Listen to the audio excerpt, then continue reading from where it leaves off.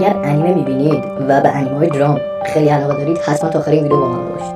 انیمه صدای خاموش یا سایلنت وایس که یک فیلمنامه خیلی دراما قشنگی داره و قشنگ مخاطباش رو پای فیلم نگه میداره. داستان انیمه در مورد یک دختر است که به طور عجیبی وارد کلاس میشه با یک دفتر عجیب تر از خودش که روی این دفتر نوشته شده از آشنایی باهاتون خوشبختم.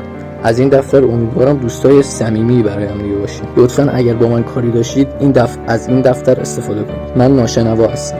از همین لحظه‌ای که این شخصیت وارد داستان میشه مخاطب پشت انیمه میخکوب میشه تا آخر داستان. ایشیدا یه پسر قلدری از توی این انیمه که برای شخصیت ناشنوای انیمه قلدری میکنه و برای همین موضوع از همه جا طرد میشه و خیلی تنها میشه و قصد خودکشی داره. ولی بعد چند سال اون دختر رو دوباره میبینه و سعی داره باش آشتی کنه و رفیق بشه. این انیمه سکانس به سکانسش لحظه‌های درامو داره. من میگم اگه فیلم یا سریال حتی درام خیلی دوست دارید حتما این انیمه رو ببینید، 100% خوشتون میاد. و اصلا این انیمه رو ببینید اگه احساساتتون جریه دار نشد بیاید کانال منو بلاک و آنساب کنید. خدایا شکر ای خدا. نمره این انیمه توی مای انیمه لیست 8.9 هست و توی آی ام دی بی 8.1. یعنی قشنگ انیمه خیلی خفنیه و حتما اونایی که چه فیلم بازن چه سریال بازن چه انیمه بازن باید حتما این انیمه رو ببینید. من بهشون واقعا این انیمه رو پیشنهاد میکنم. اگر دوست دارید این انیمه رو ببینید با 3 تا کیفیت 480 و 720 و